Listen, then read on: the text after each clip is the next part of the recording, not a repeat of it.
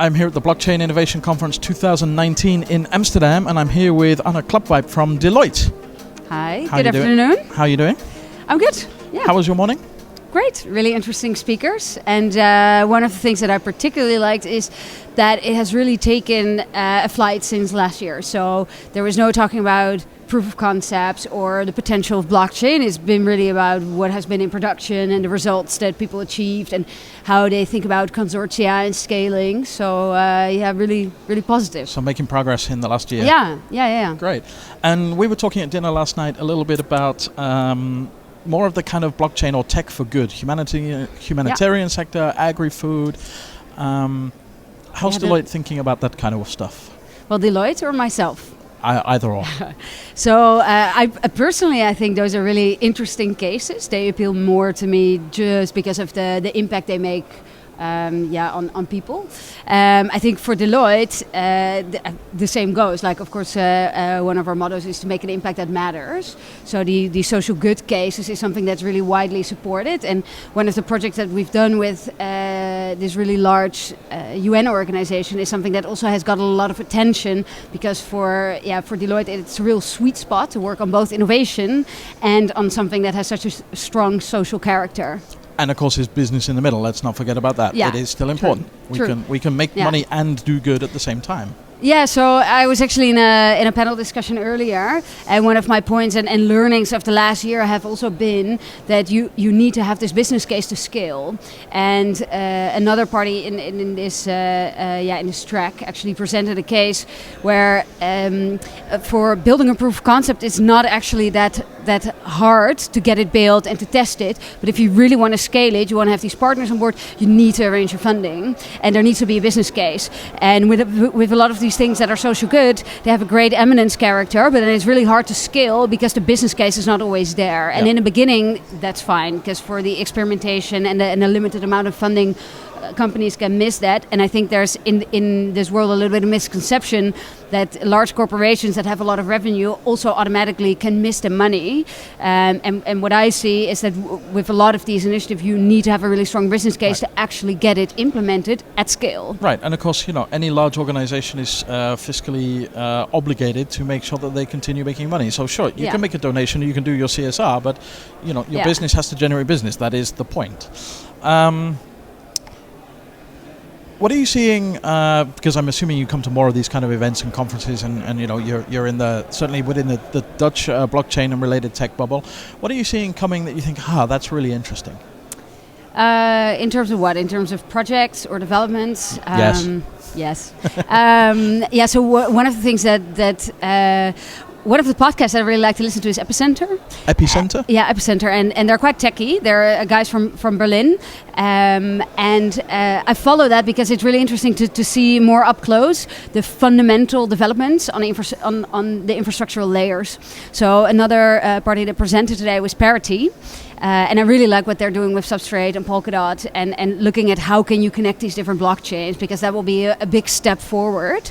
One of the things that I'm a little worried about that I think is really essential and I'd like to see more focus on maybe would be privacy, because it's something that gets mentioned almost every time. Yep. But I feel that the solutions are and it's part of that scaling question and that challenge there that we don't know yet really well how to answer. So that keeps coming up. And right now we have a kind of double-edged perspective on this, because of course we've got the hardcore Satoshi fans saying privacy is everything, and then we've got the authorities and the regulators saying, no, you have to know your customer.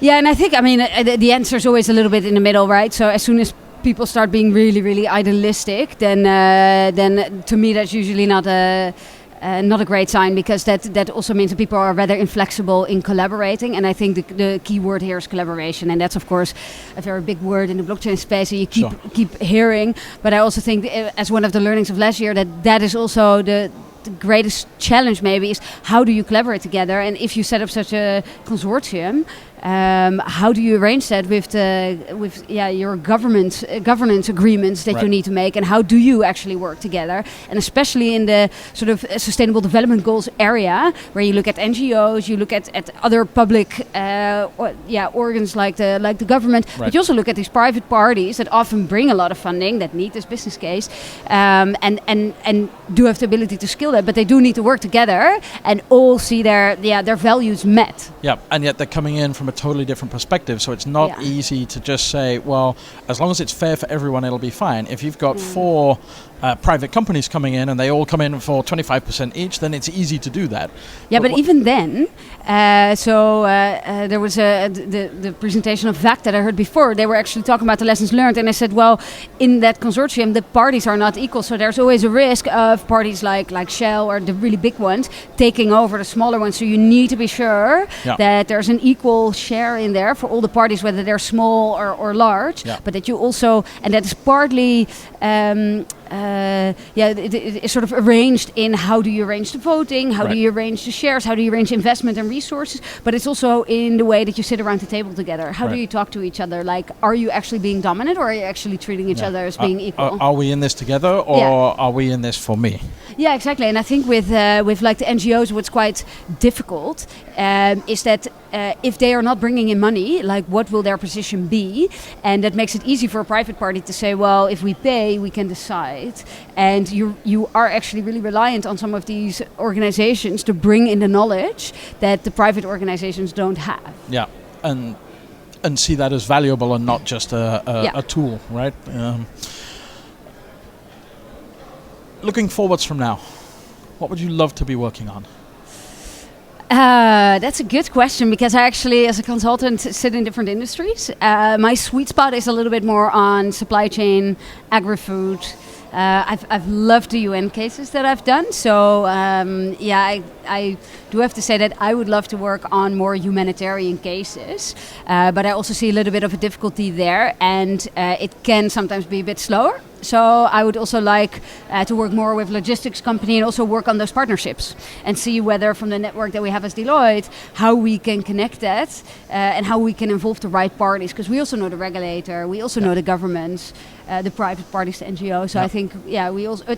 for us, there's also a great role there to help and shape these consortia going forward. Yeah, being a real sort of catalyst across multiple industries, but thinking about it as a sort of supply chain effort and saying, okay, we sit in the middle here, we've got no skin in the outcome, but we want it to happen, and we can help you all work together to make it happen. Yeah, and to add, I think it would be great to work on, like, these cases are really complex, and I think that's a great appeal, to work on something really complex and still make it work. And what do you think has been the most inspiring or kind of like aha thing that you've heard in the last 6-9 months, where you heard something and afterwards you thought, I can't get that out of my head now? So one of the things that I heard a couple of weeks ago at a presentation of VACT, I thought was really interesting, because it was really focused on their lessons learned in how to set up these consortia. And it was a real, like, personal account of, like, okay, this doesn't work, this does work. And I'm not that great with detail in recalling all of it, but the equal share part was one of them, that if you hear someone say it, you're like, oh yes, I do recognize that, and it's important to incorporate that. 6 to 9 months, that's long. I thought you were going to say the learnings from today. It could be, well, what's the best thing you've heard so far today? Also actually from VACT, what I really liked is how they approached the market and how they... actually the same goes for N-Exchange. So I would say they both really focus on how do you collaborate with people and what is actually needed from a business sense. And N-Exchange, one comment that she made is, said, well, they provide their solution as a white labeled solution because people don't actually want their clients to go somewhere else. So I think that's a really smart, like, little thing to integrate in your business and think about what does the user actually want. And if you translate that to more the sustainable development goals, I think it's very easy for us to make assumptions about developing countries and how it works there. And the thing to learn from that is to say, what does the user actually need? Like, what do they need from like a sovereign identity? Does it actually need to be self-sovereign, or does it need to be self-managed? Right. Or so I think that's a really interesting take from that. Is like, who is your user and how are you going to incorporate? Really need? Yeah. So we're just about done on time here. What I heard was a strong humanitarian theme, helping people, doing social good, but with technology, and for you personally, as complicated as it comes, keeps you awake in the morning. Yeah. Ladies and gentlemen, Anne Klapwijk from Deloitte here at the Blockchain Innovation Conference 2019 in Amsterdam. Thank you so much. It's been a pleasure.